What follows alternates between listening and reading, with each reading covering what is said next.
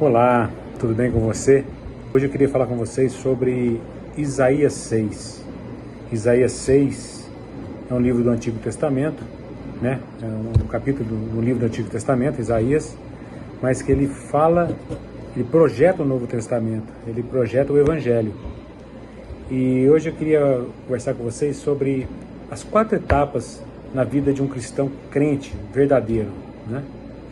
Que são reconhecer quem é Deus, reconhecer quem nós somos, a consolação e a confiança. Essas 4 etapas o cristão verdadeiro ele tem que passar, né? Isaías 6 diz assim: No ano em que o rei Uzias morreu, eu vi o Senhor assentado num trono alto e exaltado, e a aba da sua veste enchia o templo. Acima dele estavam os serafins, cada um deles tinha 6 asas, com 2 cobriam o rosto, com 2 cobriam os pés, e com 2 voavam. E proclamavam uns aos outros: Santo, Santo, Santo é o Senhor dos exércitos, a terra inteira está cheia da sua glória. Ao som das suas vozes, os batentes das portas tremeram, e o templo ficou cheio de fumaça. Então gritei: Ai de mim, estou perdido, pois sou um homem de lábios impuros e vivo no meio de um povo de lábios impuros, e os meus olhos viram o Rei, o Senhor dos exércitos. Então um dos serafins voou até mim, trazendo uma brasa viva que havia tirado do altar com uma tenaz. Com ela tocou a minha boca e disse: Veja, isto tocou seus lábios, por isso a sua culpa será removida e o seu pecado será perdoado. Então ouvi a voz do Senhor conclamando: Quem enviarei? Quem irá por nós? E eu respondi: Eis-me aqui, envia-me. No ano em que o rei Uzias morreu, depois de 32 anos de governo, o rei Uzias morreu. Eu, Isaías no caso, vi o Senhor assentado num trono alto. Ele viu a Deus, ele viu o Senhor num trono alto e exaltado, e a aba da sua veste enchia o templo. Não sei se você lembra do rei Charles agora, né? Era o príncipe Charles, agora o rei Charles, quando ele entrou para ser coroado rei, aquela veste dele, né? Aquela vestimenta, né? A veste, né? A parte de trás era uma cauda enorme que ia até lá no final da Basílica de Westminster, né? E aqui eu estava pensando, imagina o Senhor, a veste dele enchia o templo. Na verdade, é tão grande, tão majestoso que encheria o mundo, né? Encheria o universo, a veste dele, de tão majestoso. Então não dá nem para comparar, mas é para exaltar quem é esse Deus, né? Então a primeira etapa da nossa vida é reconhecer quem é Deus. Acima dele estavam serafins, uma espécie de anjo, né? Os serafins eram uma categoria de anjos. Cada um deles tinha 6 asas. Ficou um pouco esquisito para nós, né? Mas com 2 cobriam o rosto, com 2 cobriam os pés e com 2 voavam. Preste atenção nessa: cobriam o rosto. Os serafins, os anjos, eles não se atreviam a olhar para Deus. Eles usavam 2 asas para cobrir o seu rosto diante da santidade de Deus, que é tão perfeito. Cobriam os pés, né? Também é um sinal de reverência, né? E com 2 voavam. E proclamavam uns aos outros, entre eles, entre os anjos, né? Santo, Santo, Santo. 3 vezes santo, né? Em hebraico, quando você fala Santo, Santo, Santo, é como se tivesse santíssimo. Essa palavra santíssimo não existe. Então eles falam 3 vezes: Santo, Santo, Santo é o Senhor dos exércitos, a terra inteira está cheia da sua glória. Imagina esses anjos de cá, santo, de lá, santo, santo, e tremendo e enchendo a terra com essa palavra: Santo, Santo, Santo. Ao som das suas vozes, os batentes das portas tremeram, e o templo ficou cheio de fumaça. Então gritei. Aí nós entramos na segunda parte, que é a parte nós primeiro reconhecemos quem é esse Deus, um Deus grande, infinito, Deus supremo e poderoso. E segundo, quem nós somos. E aí Isaías diz assim: Então gritei: Ai de mim. Esse ai é muito mais do que aquele ai que Jesus fala para os fariseus, para os escribas, né? Ai, fariseu.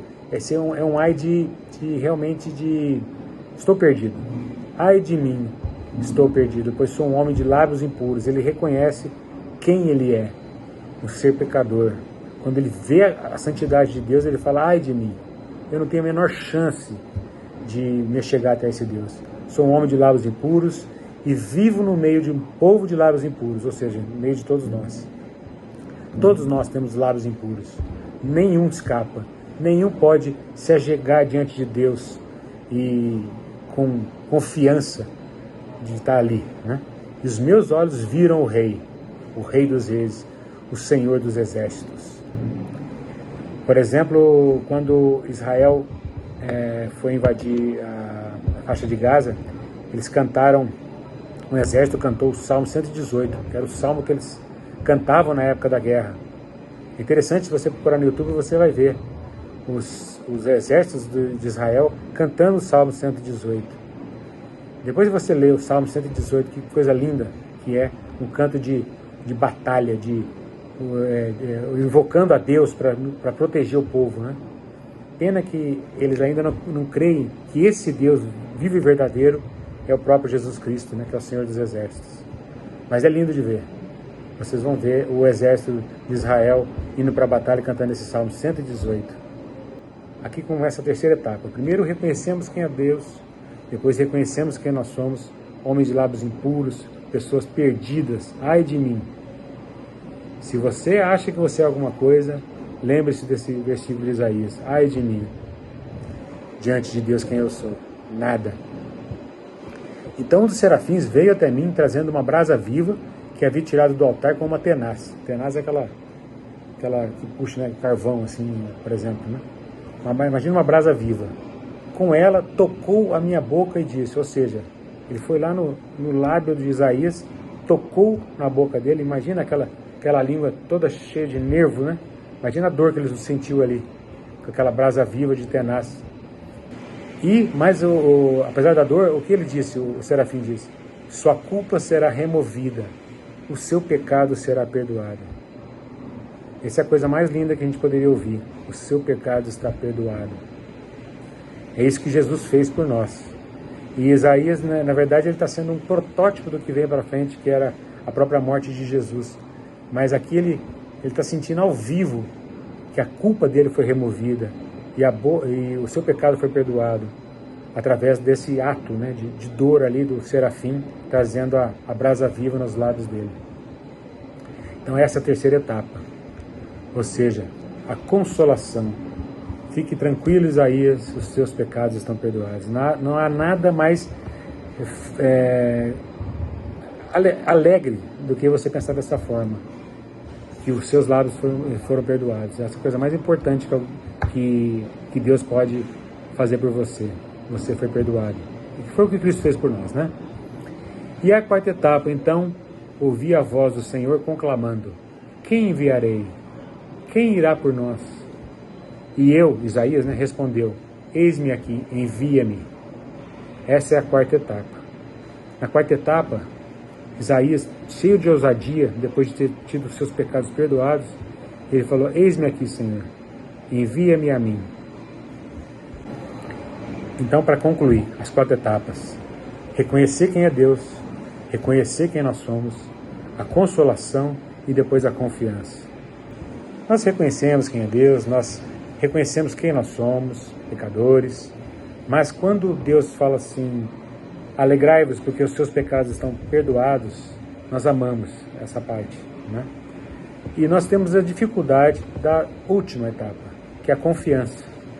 É depois que você foi perdoado por Cristo, depois que você reconheceu quem você é, depois que você reconheceu quem é o teu Pai Celestial, o Todo-Poderoso Deus, infinito, o Rei dos Reis, o Senhor dos Exércitos. Depois de tudo isso, você é consolado e cadê o eis-me aqui? Eu quero ir pelo Senhor. Muitas vezes nós relutamos nessa parte, na confiança, que é a última etapa. Pense nisso. Pense se você está relutante de proclamar a palavra de Deus ao teu vizinho, ao teu irmão, ao teu colega de trabalho, ao teu chefe, ao teu amigo de escola, ao teu amigo da academia, à tua esposa, muitas vezes. Você tem falado do Evangelho, você tem sido atrevido, ousado em falar quem é esse Deus, o que Ele pode fazer, o que Ele fez por você e o que Ele pode fazer na vida das pessoas? Pense nisso, porque não basta só parar na consolação e ser perdoado. Você tem que abrir a tua boca e viver a confiança. Eis-me aqui, Senhor, envia-me a mim. Que Deus te abençoe e um grande abraço.